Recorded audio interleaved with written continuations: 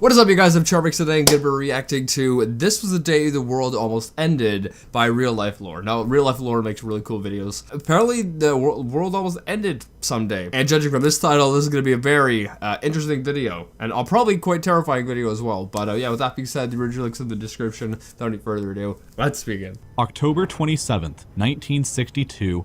1962, that's a long time ago. Is the most important date in human history that nobody really knows about. It was the day that human civilization came the closest that it's ever been to being totally annihilated.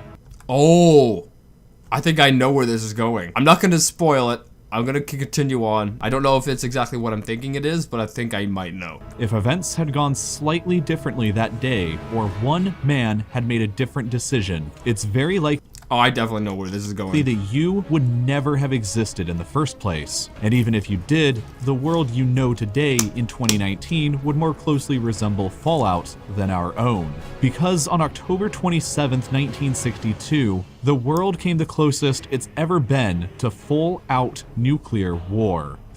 Oh yeah, I know this. Basically, what I think this story is about is, at one point, I don't know which country, whether it's Russia or the US, but like their warning detection system went off saying that there was a nuclear strike incoming, and the person made the decision that the alarm was actually just an accident and not actually a missile strike incoming, and so that decision there basically saved the world from a nuclear war. Because if the person thought it actually was a nuclear strike, then would have been retaliation, and then you get a nuclear war after that. Circumstances that almost led to disaster began 3 years previously in 1959, when the previous government of Cuba was overthrown by a new Marxist Communist Party that became the first country in the Western Hemisphere to openly ally with the Soviet Union. A communist country just 90 miles away from Florida was unacceptable to the US government at the time, and multiple attempts by the American government to assassinate Castro or overthrow his government, like the Bay of Pigs invasion in 1961, all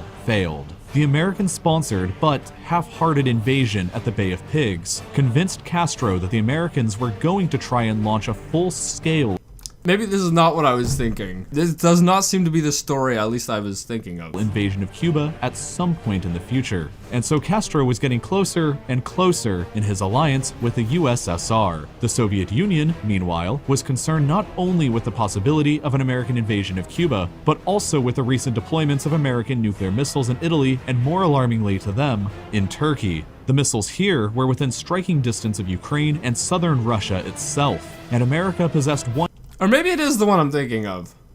170 ICBMs on the American mainland capable of striking anywhere inside of the USSR. The Soviets, at the same time, only possessed a few dozen ICBMs. And besides that, they had no possible ability to strike the US mainland itself. The solution to balance out this disparity in attack capability in the eyes of the Soviets was obvious. They had thousands of What, friggin' move their weapons closer to the US? Oh, move them to Cuba. There we go, move them to Cuba. I don't know, is that actually what happened? I'm taking a guess. medium and short-range nuclear missiles that couldn't hit the US from anywhere inside of the Soviet Union. So, why not begin putting these missiles in the territory They did, oh my goodness. of their new allies in Cuba that could then threaten to strike pretty much anywhere inside of America, just like the Americans had done by placing their missiles in Turkey. The problem was, the Soviets weren't sure how the Americans would react to nuclear missiles 90 miles away from their coast, so they began moving them in absolute secrecy starting in September 1962. It was the start of the most dangerous gamble that humanity has ever played. That's crazy, I wasn't aware of this. With the entire fate of the world literally at stake.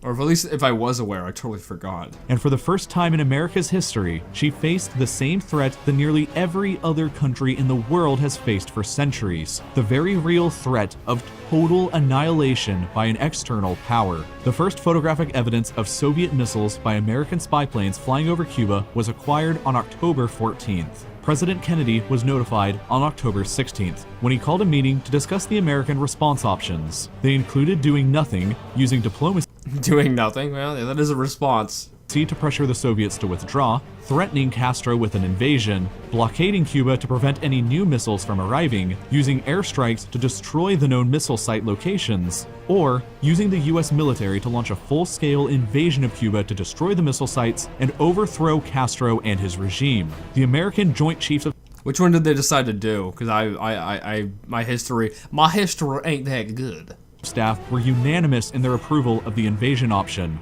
Oh, the invasion option. Well, there you go. There you go. But only Kennedy disagreed. Unknown to them, Castro himself was convinced that America was planning on invading and urged the Soviets to fire a preemptive nuclear strike on Oh my goodness. American cities in preparation for it. The Soviet leader Khrushchev hesitated on his side, while Kennedy hesitated on his own side. Imagine how different the course of events may have been with any other world leaders who might have more easily fallen into peer pressure. But neither Kennedy nor Khrushchev did, although both prepared for war. Kennedy authorized a limited blockade of Cuba on October 22nd that was stopping. This is actually really interesting to me because I'm not the biggest history buff and I know very little in history. So this is all kind of new information, or if it's like if I learned it in school, I don't remember it. Any ship traveling suspected of carrying weapons. Khrushchev announced that the Soviets would be ignoring this blockade, and for the first time in US history, the nuclear alert system was raised to DEFCON 2, just one step before all-out nuclear war would be declared. And for the only time in US history, nuclear bombers went on continuous 24-hour alert with several orbiting the USSR itself. Wow, that's wild. Ready to drop the nukes on a 15-minute notice. 145 American ICBMs were armed and made ready to launch, with several aimed directly at Cuba. On October 20, 145. Yeah, could you imagine if like all of those went off? Earth would almost be like uninhabitable at that point. Like the amount of radiation and stuff that would be in the air. Oh, it'd be horrible. 5th, the Soviets began challenging the US blockade and even getting a few ships slipped past. On October 26th, the US began making full preparations to invade Cuba, while on the same day, Castro continued to urge the Soviets in a telegram to launch the nuclear first strike against America. And then, finally, in this atmosphere of extreme... How did all this like calm down? Because this is like crazy intense, right? How did all this calm down? Tension. The day of October 27th came that decided the fate of the entire world right up until our current time. A Soviet submarine flotilla had managed to slip past the blockade of Cuba undetected sometime previously. But on October 27th, one of these subs, B-59, was discovered by the Americans. A squad of 11 American destroyers and one aircraft carrier pursued the Soviet sub in a 11 just for what? Dived further underwater. In order to signal they wanted the submarine to resurface and positively identify itself as a part of the blockade, one of the American destroyers began dropping practice dummy depth charges on B-59. These couldn't possibly hurt the submarine because they were just dummies. So they tricked it to coming up? But the Soviet crew on board didn't know that. They assumed that the charges were real, and since they had lost contact with Moscow several days previously, most of them assumed that war may have already started back above the surface.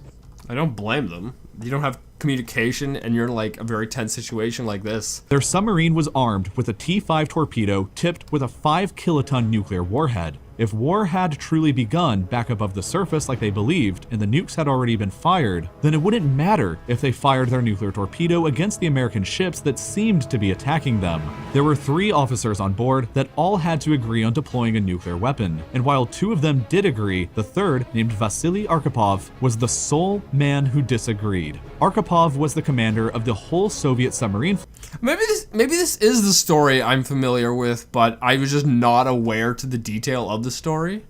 Flotilla, and he just happened to choose by chance to be aboard B-59. Usually, the deployment of a nuclear weapon on a Soviet submarine only required the authorization of the 2 most senior ranking commanders on board, the captain and the political officer. Had Arkhipov not been present, these 2 who were in favor of the nuclear option would have had their way and it would have been fired. And then it would have been a war. The presence of Arkhipov on board by mere chance meant that his approval was also required though, and he stood alone and disagreed against the peer pressure of his fellow officers. Eventually they relented, and desperate for air after being underwater for so long, they resurfaced and returned back to the Soviet. How long is so long? I mean, back in 1962, I don't know how the capabilities of the submarines, but like nowadays, I think there are some submarines that can go underwater, like, legit for a month. I was watching something recently and I heard that. I'm like, that's kind of crazy. You go underwater for a month? Union. But had things gone differently, if Arkhipov made a different... I think this must have been the story I was thinking of. Or it has to have been. But then again, I thought... I don't know. I know. It might be or it might just be something similar to the one I was thinking of. decision, whether he fell into peer pressure or if he simply chose a different submarine to be present on, you probably wouldn't exist, and neither would the internet or probably anything else that you know. That 5-kiloton torpedo was about 1/3 the power of the Hiroshima bomb, and it probably would have destroyed most of that American naval squadron, killing thousands of American sailors and destroying a dozen ships, including an aircraft carrier. Under the tense atmosphere that was already present, it's believable to assume that the Americans would have responded by launching a nuclear strike of their own against Cuba and maybe even the USSR. Yeah, it's called retaliation. You know, you get a whole bunch of your guys nuked. Not hard to believe there would be some retaliation involved, you know? Kind of reminds me of playing Civ 5 or 6. I think that's a new one. That's one I got recently, and I was playing it. And in it, like, I was trying to take over the world. So I'd taken over a big continent, and I was going after another big continent. And so I had submarines everywhere with nukes, and I launched, like, I don't know, it must have been like 30 nukes on this continent, and the whole thing was just wiped. And yeah, it's basically uninhabitable at that point with the amount of radiation. Leading down the path to apocalypse and an early real-life version of Fallout. That was crazy. Do they teach this in school? Because I don't particularly remember that ago. It was a while I was in high school. But I don't particularly remember them teaching this, but they might have, I don't know. But that's really cool. Like, I was not aware of this. But as I said, you know, I had heard a story of something similar to this, where they thought they were getting nuked, and they decided not to, you know, retaliate. Now, I don't know if that was the situation or if it was a different one. But yeah, nonetheless, this was really cool. I enjoyed this video a lot. I hope you guys did as well. If you did, make sure you give it a thumbs up if you're new, and subscribe to join the family. Also, make sure you guys go subscribe to Real Life Lore. That link's in the description. And yeah, with that being said, I'll see you guys next time. Boop.